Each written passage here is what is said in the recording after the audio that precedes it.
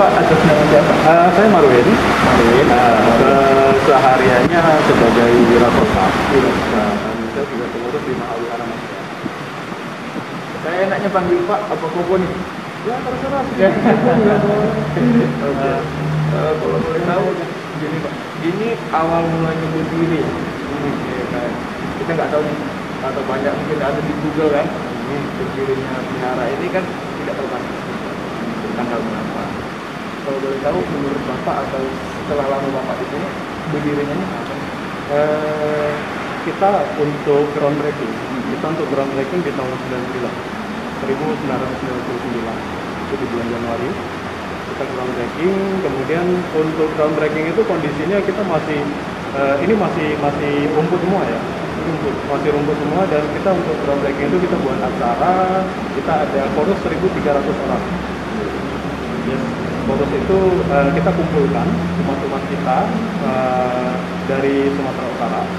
Jadi kita pelatihannya terpisah, kemudian kita ada kumpul beberapa kali, dan pada hari H kita 1.300 orang. Itu untuk ininya. Dan groundbreaking ini di tahun 1900. Jadi groundbreakingnya itu di tahun 1900. Jadi pada saat masa groundbreaking di tahun 1999, ini apakah posisi viharanya ini sama seperti gedung-gedung yang ada di belakang ini, ataukah udah seperti ini, atau masih terjadinya kosong ya? Kosong. Oh, seperti yang juga tadi masih keadaan rumput ya? Masih dalam keadaan rumput, dan kondisi kompleks Cemara Asri ini yang ada paling rumput depan. Untuk yang belakang dan sebagainya itu masih dalam kondisi hutan. Jadi artinya komplek ini juga baru dibuka beberapa lama, kemudian tanah ini kita beli, baru setelah kita pembangunan itu ruko-ruko, kemudian villa-villa dan sebagainya baru mulai baru mulai dibangun. Jadi kalau boleh tahu kan sama tadi yang seperti yang saya bahas di daerah Gautama ini ya, itu kan ada juga umat beragama yang menggunakan sebagai lakukan. Apakah di sini di daerah ini juga terjadi hal seperti itu? Kita bebas.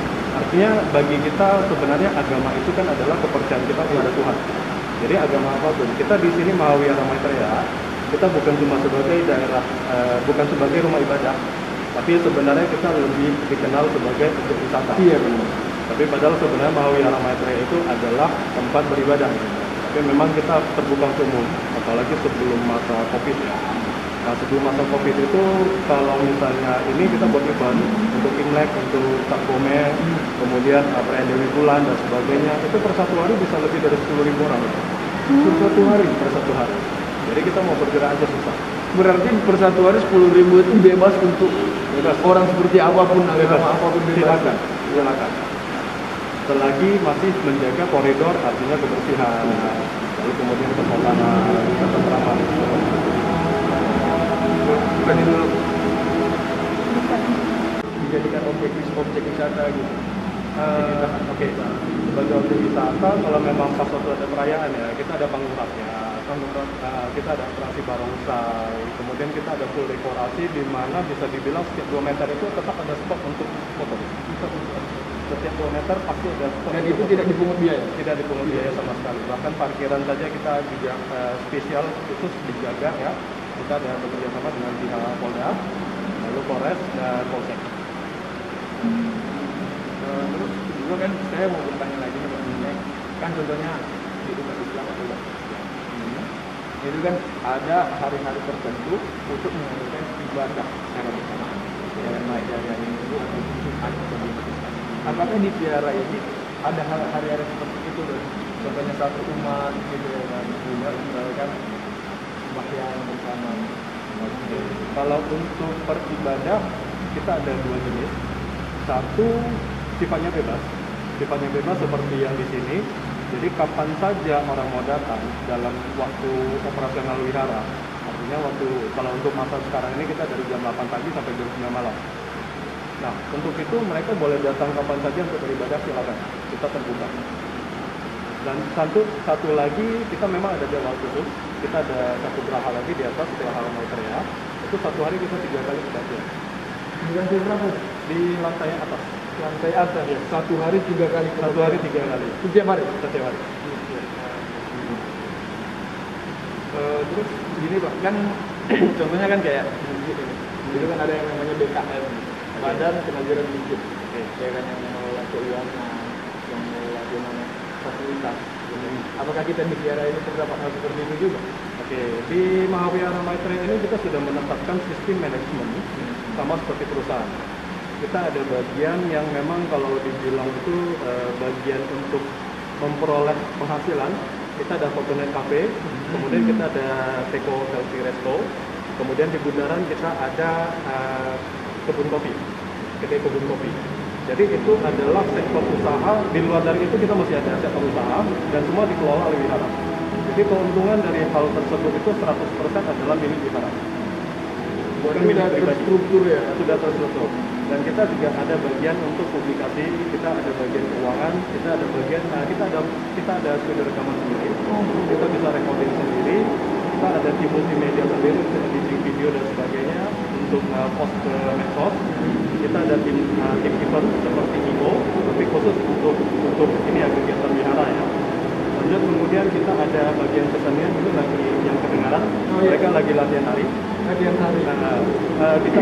Kita sering buat event, kita sering buat giat, masuk untuk seperti senam massal. Jadi kita sudah seperti satu perusahaan di mana kita semua bagian sudah ada. Termasuk untuk maintenance, kita untuk service AC juga kita punya tim sendiri, kita punya tukang kayu, kita punya tukang besi, workshopnya Sendiri ya? yes. Dan semua sudah memang bagian dari satu wihara ini. Bisa dibilang satu wihara ini kita satu kota kecil. Dari mana gini Pak? Yang ini fotonya gini, saya mau jalan-jalan gitu. Silakan.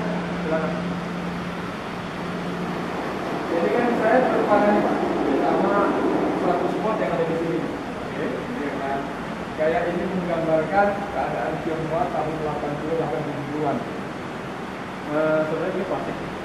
Ya tapi kan tidak secara langsung menggambarkan kan. Jembatan gantung yang seperti itu. Kalau jembatan gantung seperti ini sudah kalau di Tiongkok itu mungkin dari ribuan tahun yang lalu Iya. sudah ada. Bahkan sebelum Great Wall di Lampung itu sudah ada. Tapi kan kami orang awam kan cuma Iya. lihatnya di TV ya kan, film Jackie Chan Ancient Pak, lah ya dibilang ya. Oke. Ini menggambarkan sesuatu keadaan secara mindset dalam pikiran wihara ini enggak seperti itu. Ini adalah salah satu grand design yang dibuat untuk sebagai daerah destinasi wisata. Jadi semua yang dibuat di sini adalah sesuatu yang memang kita suguhkan untuk masyarakat umum. Bukan cuma kepada umat saja, tetapi kepada masyarakat umum, baik dari lokal, dari negara Indonesia sendiri ataupun dari mancanegara. Yes. Berarti ini bisa bilang lah ini kawasannya masih belum bebas untuk dimasuki orang-orang luar ya? Atau ada waktu-waktu tersendiri ini? Dulunya waktu sebelum COVID itu kita buka semua. Buka semua ya? Bahkan buka semua. jembatannya bisa dinaiki juga? Bisa, sering orang foto-foto di sana. Bahkan kalau misalnya ini kita di belakang juga ada auditorium. Ada Auditorium model teater yang seperti amphitheater. Kapasitas 120 orang. Ya. Kita di lantai 2 kita ada sky room yang bisa kapasitas 500 orang, dan kita lantai 3 kita ada sky convention hall kapasitas 2.500 tanpa tiang. Tapi dari luar kelihatannya nggak ada mindset berpikiran punya hal seperti itu di dalam sini ya? Ya, jadi kita punya fasilitas. Itu sering dulunya dari Applause beberapa kali, magazine Applause itu beberapa kali mengadakan konser di sini, termasuk artis-artis. Dan kita juga sering mengadakan gebiar kayak seperti gebiar kebangsaan. Lanjut kemudian untuk perayaan-perayaan. Ya, ini Pak lanjut untuk yang terakhir nih. Saya mau tanya. Yang dimulai kita mungkin bertanya atau bahkan masyarakat awam juga Pak. Makan yang ada di dalam itu patung apa? Oke. Kadang kan orang berpikir ini lihat di jalan gitu ya kan, bahkan lihat di toko kan, ini patung apa sih? Oke. Kalau ini Buddha yang Tawaria, Buddha Maitreya. Buddha Maitreya, Buddha Tawaria. Buddha Maitreya ini banyak yang percaya dan memang benar ya, itu membawa kebahagiaan bagi semua orang. Misalnya contohnya lah, kita lagi galau, kita lagi sedih, Baru kita ikut. Dan kita akan tenang sendiri. Kita akan tenang sendiri. Dan banyak tamu yang datang, bukan cuma tamu yang datang. Mereka akan, makanya ini warnanya beda ya.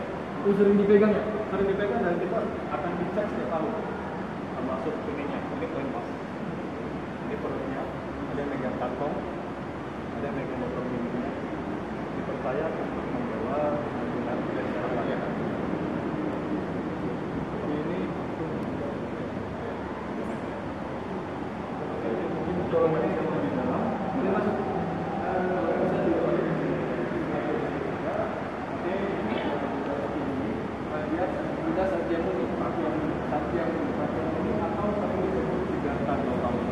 Siddhartha Gautama. Ya, jadi kalau untuk perayaan Trisuci Waisak adalah perayaan dari Buddha Siddhartha.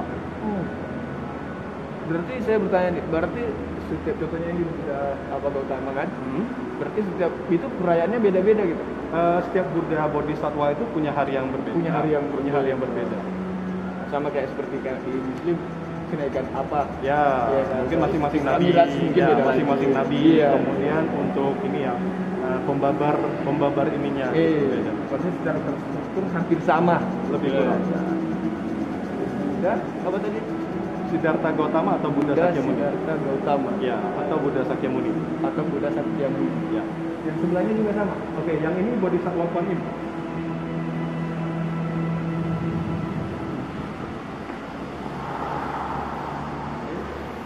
Ini adalah Bodhisattva Kuan Im atau Bodhisattva Welas Asih. Bodhisattva Welas Asih. Ya. Dari namanya aja kita udah tahu ya.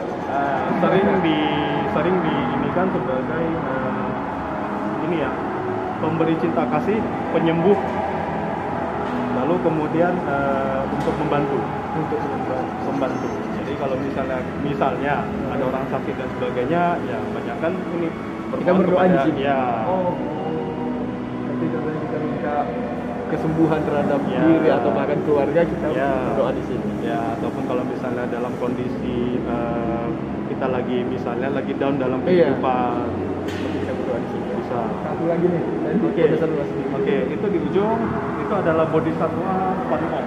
Bodhisattva Kuan Om atau Satya Kalama. Oke, Bodhisattva Kuan Om itu adalah jenderal perang. Ya, jenderal perang yang akan melindungi kita dari gangguan-gangguan jahat. Jadi saya nengok itu sekilas terinspirasi ingat Yi Sansit. Iya kan? Dia juga panglima jenderal. Kalau dilihat dari sejarah dulunya Samkok di Kingdom. Sampai Three Kingdom. Three Kingdom itu adalah narasi 3 kerajaan dulu, di mana 3 kerajaan yang paling besar di Tiongkok. Berarti kalau kita minta apa perlindungan dari kejahatan gitu. Ya, Dan kita ibaratnya segala urusan biar apa gitu. Namanya Pak? Bodhisattva Kuan Om. Ya. Lagi yang saya tambahkan, Iya. kita sebenarnya kenapa kita buka untuk umum? Kenapa? Pertanyaan kenapa kita buka untuk umum? Biasa kan daerah objek untuk beribadah itu. Kenapa tempat ibadah seperti ini dibuka untuk umum, bahkan boleh dijadikan sebagai tempat wisata gitu. Ya, dan banyak orang foto-foto di sini, Iya, boleh. banyak ini kan. Karena kita prinsipnya cuma satu. Dunia satu keluarga. Oh iya, ada di situ ya. Ya. Jadi Indonesia harmonis, dunia satu keluarga. Nah, dengan berbagai suku datang, berbagai agama dan berbagai adat istiadat, berbagai kepercayaan datang ke sini, kita mewujudkan satu Bhinneka Tunggal Ika. Iya benar. Kita Indonesia. Berbeda-beda tempat wisata. Ya. Dan Indonesia harmonis. Kita Iya. di sini bisa harmonis. Siapa saja boleh datang ke sini untuk menikmati dan harmonis, semua bergembira. Dan dunia adalah satu keluarga. Prinsipnya sama. Nanti quotes yang didapat sore ini adalah dunia satu keluarga. Ya. Tidak ada yang membedakan antara saya Yang saya dengan mereka tidak yang ada. di sini. Kenapa? Begitu kita luka, darah kita merah. Iya. Ada yang darahnya hitam atau warna lain. Enggak, tidak ada. Mata sama-sama 2 Iya. dan bisa untuk transplantasi. Iya. Ginjal bisa untuk transplantasi. Jadi tidak ada katanya ginjal siapa? Oh ini orang Eropa. Nah, ginjal orang Eropa khusus untuk orang Eropa. Nah, ya kan? Jadi Iya. artinya dan kita manusia itu kita dilahirkan kita nggak tahu kita mau dilahirkan di mana. Iya. Kita nggak bisa milih orang tua kita Orang tua siapa. kita siapa. Kondisi keuangan kita bagaimana bisa. kita nggak bisa tahu. Lingkungan kita di mana kita nggak tahu. Nggak tahu. Dan kita lahir di negara apa kita juga nggak tahu kan. Warna kulit apa kita nggak bisa minta kan. Nah, artinya kita dilahirkan itu apa? Sama. Satu keluarga. Ya. Beda orang bule dengan misalnya orang dari misalnya dari India bagaimana? Nggak ada bedanya. Nggak ada bedanya. Nah, dengan Indonesia nggak ada bedanya. Ada bedanya. Nggak ada bedanya. Bahasa aja. Sebenarnya bahasa itu kan dari kecil. Iya, karena dari kecil. Orang bule yang tinggal di Indonesia ngomongnya Indonesia. Tapi secara dari kecil kan nggak ada bedanya. Nggak ada. Makanya dunia satu keluarga. Satu keluarga. Kita semua sama. Kita semua saudara. Mungkin dari yang Bapak jelaskan mungkin saya dan teman-teman bisa paham mungkin. Bahkan nanti pendengar yang bisa misalnya nonton pun ataupun melihat sekalian mungkin bisa paham lah kenapa ini dibuka untuk umum. Bahkan tempat wisata yang di luar sana banyak tempat ibadah yang tidak bisa dijadikan sebagai objek wisata. Kenapa sampai sekarang masih ada tempat ibadah yang bisa dijadikan objek wisata. Jadi mungkin orang lain nanti yang melihat dan mendengar bisa paham, bisa mengerti. Bahkan seperti yang kita lihat dewa-dewa tersebut, ya kan? Misalnya orang kenapa sih apa sih patung itu ya kan? Jadi orang tidak berpikiran bahwasanya patung ini hanya sekedar legalitas pihak. Ya. Jadi ya kami dari Universitas Indonesia, Fakultas Ilmu Komunikasi kelas 1 mengucapkan terima kasih banyak atas waktunya ya diluangkan. Rekan-rekan semua juga. Jadi kapan-kapan kami datang lagi, semoga kita bisa berjumpa lagi. Boleh, silakan. Kita terbuka kapan jam saja. Silakan ya Pak. Terima kasih. Terima kasih.